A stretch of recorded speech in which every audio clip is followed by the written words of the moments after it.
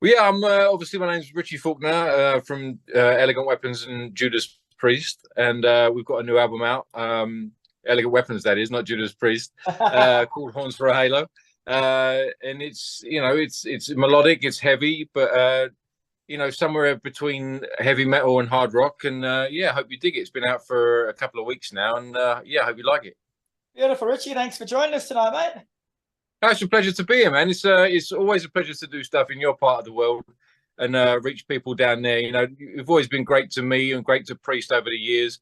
We haven't been there for a while, so it's good to reach out and connect to you guys down there and talk to you about all things heavy metal. So it's good fun. Beautiful, mate. So, as you mentioned, Elegant Weapon recently released your debut album, Horns for a Halo, which has been met with overwhelming positivity, mate. So, were you surprised at how well it's been received, or were you always quietly confident? Well, you never know. You never know. You know, you can just all you can do is do your best, give it 1,000%, and then you release it onto the world. It's like your kids. You do your best, and then you just let it do its thing. And you never know. It could be well received. It might not be, but you've just got to put it out there. I think the best thing really you can ask for is that people listen to it. They give it their opinion. There's so many things you can listen to these days. I'm in. I feel honoured really that people give it the time of day, and with the internet these days, you can give your opinion, good or bad, and I think that's a beautiful thing. So I'm just honoured to be in that position, really. Yeah. And you touched on this a little bit in the intro, mate, but can you go into a bit more detail on the album from a musical point of view and what you're going for with it? Well, to be honest, obviously with Priest, we write. It's me, Rob Halford, and Glenn Tipton that write as a trio. So they've done that for years with KK Downing in the band. With this, it was just me on the musical side of things. So I'm not bouncing ideas off Glenn on the guitar or anything like that. So it's just purely what's coming from my guitar on that side of things. So it's going to be different, and I think it was important for me really for this record to have its own musical character. If it sounded like a Priest record, there's not really much point. It's what we do with Priest. So it was different enough, I thought, to stand on its own two legs and have its own voice. So yeah, it's different to Priest, but it contains the same DNA that I would put on a Priest record. It's who I am as a guitar player, and that's no different. But it's just maybe another branch of that tree, if that makes sense. Yeah. And it's definitely heavily influenced by 70s and 80s metal, but I guess with the pedigree and musicians involved, you'd be crazy to try and modernize the sound too much, wouldn't you? I think it's who I am really ultimately, and I think to do anything else is kind of disingenuous to who I am as a guitar player. If you do something that's modern for modern's sake, again it's disingenuous to who I am as a player. As you said, I was brought up on a certain style of music. I want those influences to push through, but I'm also aware that it's 2023, so I wanted it to sound like a new album, a relevant album, but I'm also not ashamed of those influences, and I wanted those to push through, and I think we achieved that. Definitely, mate. So just say someone's only heard the singles Do or Die, Blind Leading the Blind, and the title track Horns for a Halo. Would you say they're a good sonic representation of the album as a whole? I think so. I think I've had some great compliments. A couple of people said to me that the singles that we released are nowhere near the best tracks on the record. I think that's a great compliment. They think the tracks were great. They went and bought the record, and then there were even better tracks on the album. I think that's a fantastic compliment, rather than be the other way around. They were let down when they bought the record.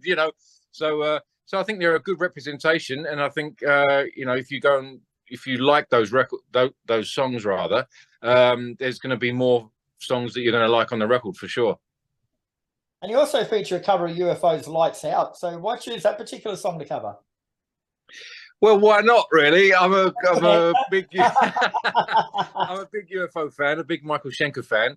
And to be honest, I was playing around with a couple of ideas for covers to go on the record, and that one seemed to fit the dynamic flow of the record. It seemed to fit the tempo and the vibe. We changed it a little bit from the original while retaining the character of the original, I think. So we trod that line, and I think it worked well. And ultimately, I'm a big UFO fan, big Schenker fan, and we went with it. Now, the album was recorded through Marshall Plexi amps, mate. For people like myself who don't know that much about that side of the music, mate, explain the difference in using an amp like that. Well, a Marshall Plexi, it's really based on one of the earliest incarnations of a high gain amplifier. Hendrix used to use them, but you used to have to crank them to 11 to get that distorted sound. And these days you can get amplifiers with different channels, different effects, you know, reverbs and echoes and stuff like that. A Plexi does one thing pretty much. It's got one channel, but it does it really well. So instead of having all these effects and different channels and stuff like that, I just went for the less is more approach with the Plexi, and it seems to have that right sound that I wanted. You know, it was one sound, but it was a great sound, and I went with that. Yeah. And you've gone with a couple of different recording and live members, with Rex Brown playing bass on the album and Uriah Heep's Dave Rimmer being your live bass player, and Scott Travis recording drums with Accept's Christopher Williams playing live. So why have different players for that? Well, at the time, obviously, when the album was put together, it was during a pandemic. It was, you know, during lockdowns and stuff like that. And at the time, to be honest with you, we didn't know if we were going to, you know, when we were going to be back out on the road, or if we were going to be back out on the road. You know, so at the time it was a priority to get the record done, and then kind of whatever came after that, I'd deal with it then. Obviously Rex is with Pantera now, that, you know, they're back out on the road, and they're just absolutely destroying. I think they're out in Europe. We're going to join him in a couple of days at the in Europe, in Prague actually.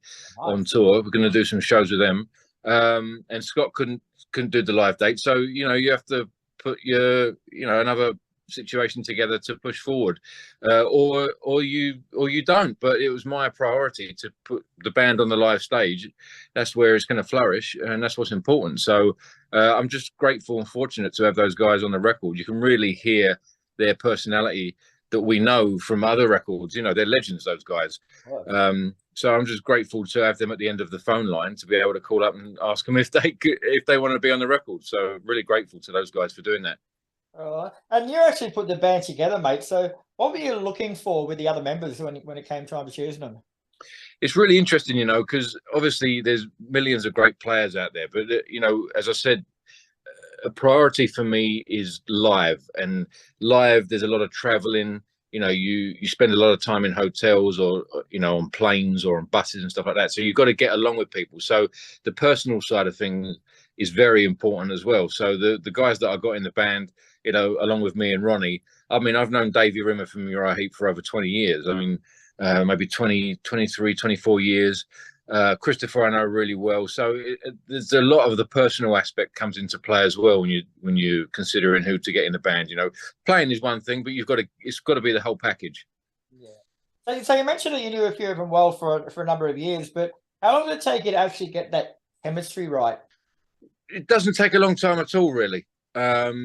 You know, you get on well, you trust each other, you know, personally and musically. You know what everyone's bringing to the table before they even show up. So you know this, everyone's musical character. You know it's going to work musically. You know that you're going to get on because you know each other.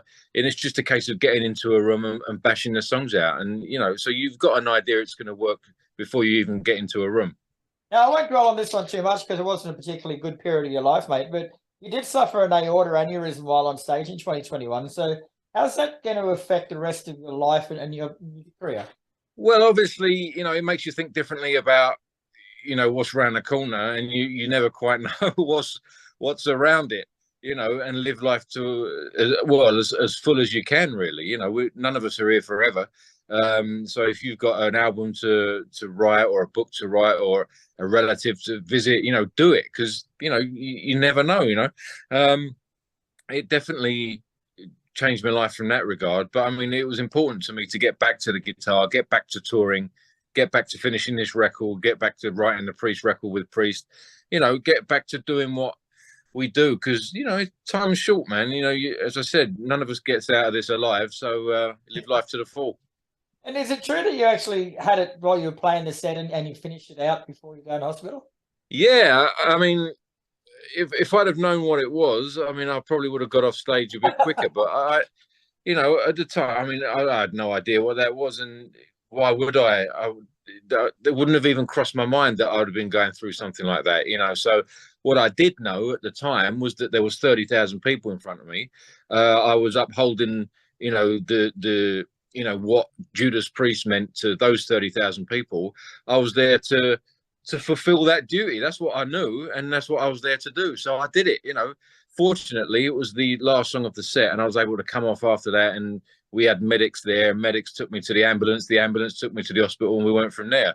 But at the time, what was I supposed to do? I'm not going to run off stage because of because you know what I mean. So to me, that's what you do. You just carry on. Sometimes, it's not the right thing to do, but you don't know anything different, so you carry on regardless. Yeah, bloody trooper, mate. I'll give you that. Absolute trooper. Well, again, if I'd have known what it was, I think anyone would say the same. I should have got off stage, but luckily it was the last song of the set. That night we had a shorter set. We would have had another 40 minutes, but Metallica were playing after us. So, fortunately, if we had a longer set, I would have carried on. I think, and would have gone down and wouldn't be talking to you now. So it was just one of those things where there was a sequence of events that kind of lined up. If it was going to happen, it kind of happened under the best possible circumstances, if that makes sense. Yes and no. So you mentioned your shows with Pantera coming up, mate, but what else has Elegant Weapons got planned for the future? Well, we're actually about to kick off a European tour, starting off with those shows with Pantera. So we start off in Prague, and then we've got dates all through June. We've got some festival. It's summer festival season out here in Europe. So we're about to kick off a tour with Weapons over here. And I think the last one is the Stillhouse Festival at the end of July. So we've got a good run of dates. And then we're looking beyond that for other opportunities as well. We're looking at the States, we're looking at Asia, we're looking at, Australia, your neck of the woods. We haven't been down there for a while, so it would be good to bring the band down there and see you guys. But that's what we're looking for. We're looking for live dates. We're looking for any opportunities we can get ready to take the band to the people and hopefully snag a few more fans. Beautiful, Richie. Well, thanks very much for joining us tonight, mate. I know you're a little bit jet lagged and tired, but Horns for a Halo is out now, and she's an absolutely cracking album. Like I say, definitely 70s, 80s metal with a modern twist, but she's an absolute cracker, mate. So congratulations, and hopefully we do see you down here soon. Thank you, Chris. Appreciate the support, man. No worries, brother. Take care. Take care, mate. Bye-bye now.